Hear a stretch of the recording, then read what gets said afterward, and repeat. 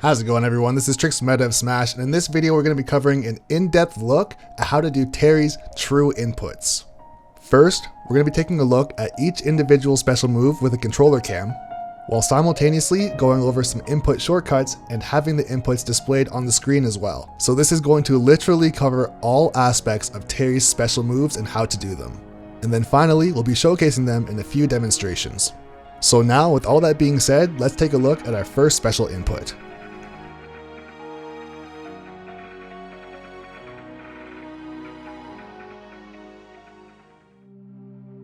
So the first input that we're going to cover is Terry's Burn Knuckle. This special input can be performed by swinging your control stick in a quarter circle forward. You do not need to tap each of these angles in order to perform this input. I also want to note that I'm going to be referring to these modified shortcuts as swing inputs.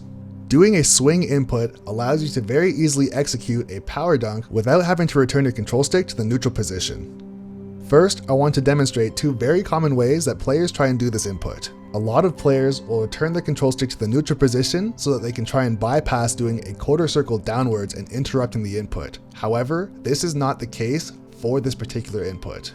If you swing the control stick along the gate of the controller, the input will still work. This is incredibly useful when it comes to making Power Geyser very user-friendly. Rather than trying to do a very complex input like this, you can hold down on the control stick and then swing from left to right or right to left, depending on which way you're facing. This smooth, swinging motion is much easier to perform, faster, and always consistent. This also holds true for the Buster Wolf input, which many players are currently inputting like this. You do not need to return the control stick to the neutral position in order to do Buster Wolf. Rather, do a swing input and it will still work. Now that we've gotten the inputs themselves out of the way, I want to show you them in action.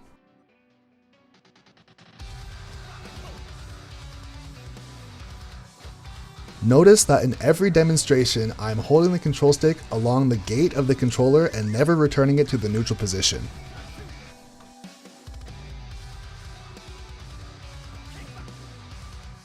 I can say that without a doubt, using the swing input to do Power Dunk is hands down the easiest way to make sure that you perform this properly in a match. Terry also has the ability to start buffering his inputs while doing other moves. One of the best ways to buffer these inputs is to simultaneously press the C stick and control stick at the exact same time. This will ensure that you have the maximum amount of frame advantage so that you can easily pull off the most complex inputs. Also notice the consistency of the swing inputs on Power Geyser. Not only is it super consistent, but notice how slowly I'm doing the input and this will still be a true combo. This eliminates all need to panic when trying to perform these in a real match. When going for a jab confirm into Power Dunk, you can actually hold down the A button to get jabs 1 and 2 and buffer the Power Dunk and release A, then hit A again to perform the Power Dunk.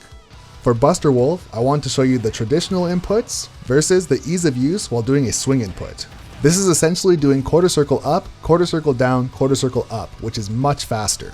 So when we mix this strategy with the forward tilt frame advantage, look how quickly and easily you can do this. Buffering your swing inputs during tilt attacks is hands down a need-to-know skill while using Terry. I also wanted to give you guys a quick demonstration of what this might look like if you're trying to land a Power Dunk out of a Nair. Notice once again, I'm already inputting my Power Dunk during my Nair. And thanks to the ease of use, the consistency is unparalleled. And of course, this goes for any move that you're able to cancel into a special move with.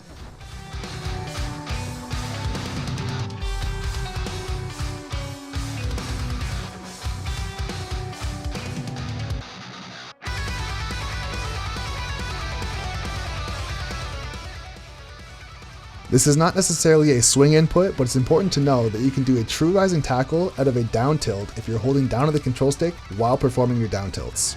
You need to be holding down on the control stick for a minimum of 24 frames in order to do a true rising tackle. And with that, that's going to be it for this video. I've tried my absolute best to make this the definitive special inputs shortcut guide.